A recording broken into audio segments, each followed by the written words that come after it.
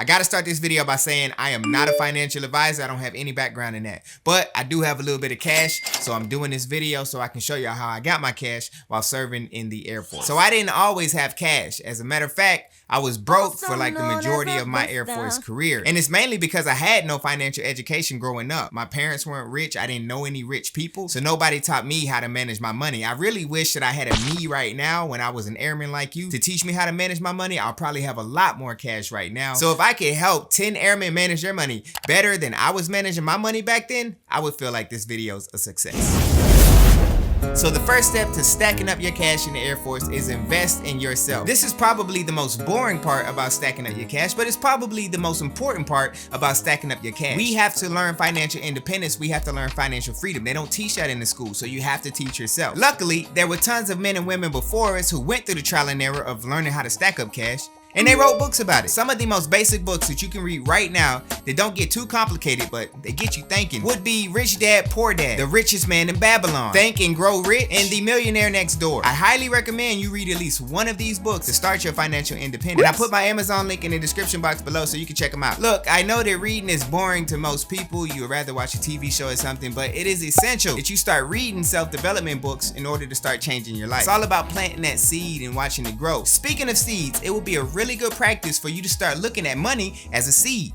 A really tasty seed, kind of like a strawberry. Like you can eat a strawberry or you can plant it and you can get a bunch of strawberries. That's how money works. So the first thing we want to do with our seeds is go out and spend them. We want to get the latest Jordans. We want to get the flyest car. We want to take people out on dates that we can't afford. We want to get video games. Have you ever looked at how much money you spend a month on some bogus stuff? A lot of times we be asking where all my money go. You look at your bank statement and you be like, I ain't really need that Gucci belt. So the next thing we got to do is start tracking our spending. So the way I track my spending is with an app called Mint. I know there's probably a lot of better apps than Mint, but I've been using them for a while now and I'm pretty loyal. So, and the way it works is that you link all your bank accounts, your retirement accounts, your investment accounts, whatever it is, you link it to Mint and it'll show you how much you spend daily, weekly, monthly, annually. It'll break it all down for you and show you where your unnecessary spending is. Kind of hurts sometimes to look at it, see where your money's going.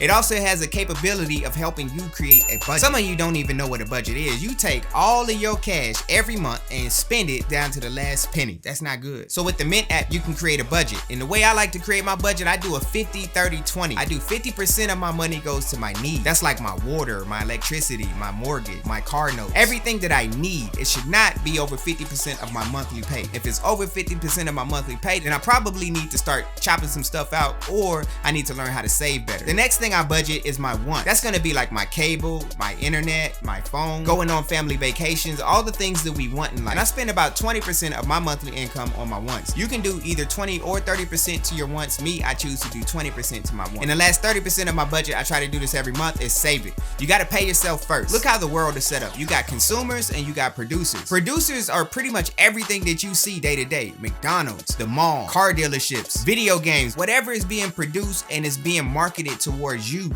to make you spend your money on it, which makes you a consumer. The more you consume, the less you actually have for yourself. So you gotta start paying yourself before you pay one of these companies. They are designed very well to take your money from you, so stop giving it to them. The third step on this quest to financial independence, we gotta create an emergency fund. The emergency fund is there so in case an emergency happens, you have some money to cover. A good practice for your emergency fund would be about 3 to 6 months of your monthly costs. So if your monthly costs are $1,500 a month, it shouldn't be, that's super expensive, but if they are, then you wanna have about $4,500 to $9,000 in your emergency fund. So you take that 30% or that 20%, whatever you were saving for savings, and then when you have that emergency fund built up to the 3 to 6 months, some people even do 6 to 12 months of an emergency fund, whichever one works for you. Then you want to start knocking out the next step of financial independence, and that's paying off your high interest debt. So if you have credit cards that are super high interest, if your student loans are super high interest, whatever high interest debt that you have, you want to get that out, because as long as you're paying on high interest debt, you're giving away your seeds that you could potentially be growing into more dollars to another company. So after you create your emergency fund, you start taking that 30% or that 20% you were putting into there,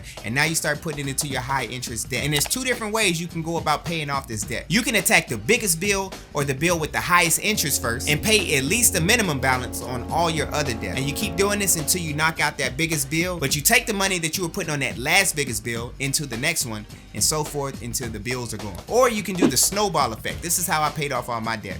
The snowball effect, you pay the littlest bill first. So if I have a credit card with $500 on it, a credit card with $1,000 on it, a credit card with $2,000 $1,000 on it and the credit card with $10,000. I'm gonna start paying off the credit card with $500 on it first. And I'm gonna pay a minimum balance on all of the other credit cards. And the reason why I like this one is because when I pay that first credit card off, it gives me like a sense of accomplishment. Like, hey, I did something. So then I take the money I was paying towards a small one and I put it into the next smallest one.